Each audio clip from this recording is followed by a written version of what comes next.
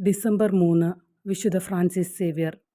ഏഷ്യയുടെ വിശാലമായ ഭാഗങ്ങളിൽ സുവിശേഷം പ്രഘോഷിച്ച ആദ്യത്തെ ഈശോ സഭക്കാരിൽ ഒരാളാണ് വിശുദ്ധ ഫ്രാൻസിസ് സേവ്യർ.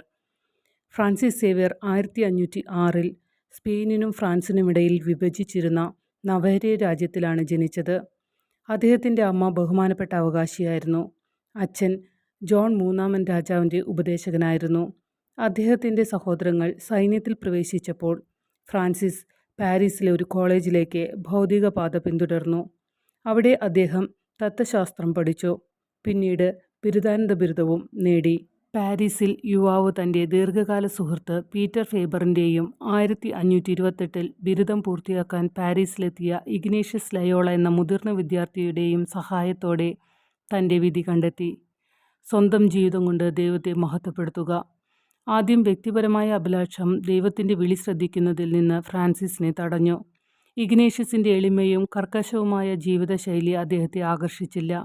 എന്നാൽ നാടകീയമായ പരിവർത്തനത്തിന് വിധേയനായ മുതിർന്ന വിദ്യാർത്ഥി പലപ്പോഴും ഫ്രാൻസിസിനോട് ക്രിസ്തുവിൻ്റെ ചോദ്യം ഉന്നയിച്ചു: ഒരു മനുഷ്യൻ ലോകം മുഴുവൻ നേടിയാലും സ്വന്തം ആത്മാവിനെ നഷ്ടപ്പെടുത്തുന്നത് എന്താണ്?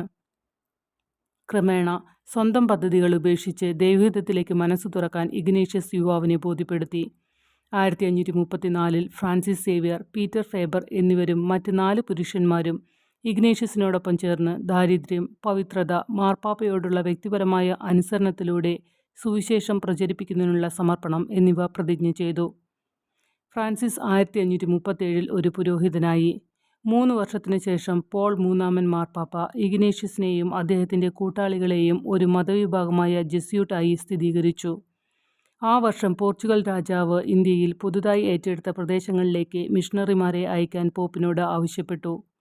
മറ്റൊരു ജെസ്യൂട്ട്, സൈമൺ റോഡിഗ്സ് എന്നിവരോടൊപ്പം ഫ്രാൻസിസ് ആദ്യമായി പോർച്ചുഗലിൽ രോഗികളെ പരിചരിക്കാനും വിശ്വാസത്തിൽ പ്രബോധനം നൽകാനും സമയം ചെലവഴിച്ചു. തൻ്റെ 35-ാം ജന്മദിനത്തിൽ അദ്ദേഹം ഇന്ത്യയുടെ പടിഞ്ഞാറൻ തീരത്ത് ഗോവയിലേക്ക് കപ്പൽ കയറി.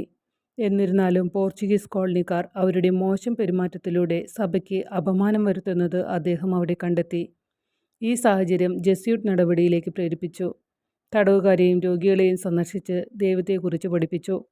കുട്ടികളെ ഒരുമിച്ച് കൂട്ടുകയും പോർച്ചുഗീസുകാരോടും ഇന്ത്യക്കാരോടും പ്രസംഗിക്കുകയും ചെയ്തുകൊണ്ട് അദ്ദേഹം തൻ്റെ ദിവസങ്ങൾ ചെലവഴിച്ചു. സാധാരണക്കാരുടെ ജീവിതശൈലി സ്വീകരിച്ച് അഴുക്കുചാലുള്ള കുടിലിൽ അരിയും വെള്ളവും കഴിച്ച് ജീവിച്ചു. സേവ്യറിൻ്റെ മിഷണറി പ്രയത്നങ്ങൾ പലപ്പോഴും വിജയിച്ചു. ഉയർന്ന വിഭാഗങ്ങളെ മതപരിവർത്തനം ചെയ്യാൻ അദ്ദേഹത്തിന് കൂടുതൽ ബുദ്ധിമുട്ടുകൾ നേരിടേണ്ടി വന്നു. ഹിന്ദുക്കളിൽ നിന്നും മുസ്ലിങ്ങളിൽ നിന്നും എതിർപ്പുകൾ നേരിടേണ്ടി വന്നു. 1545 അദ്ദേഹം തൻ്റെ ശ്രമങ്ങൾ മലേഷ്യയിലേക്ക് വ്യാപിപ്പിച്ചു. 1549 ജപ്പാനിലേക്ക് നീങ്ങി.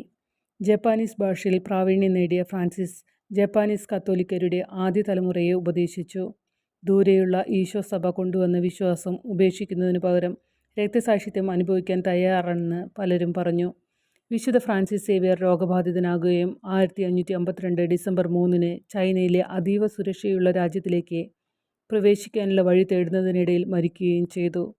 1622 വിശുദ്ധ ഫ്രാൻസിസ് സേവ്യറും വിശുദ്ധ ഇഗ്നേഷ്യസ് ലയോളയും ഒരേ ദിവസം വിശുദ്ധരായി പ്രഖ്യാപിക്കപ്പെട്ടു.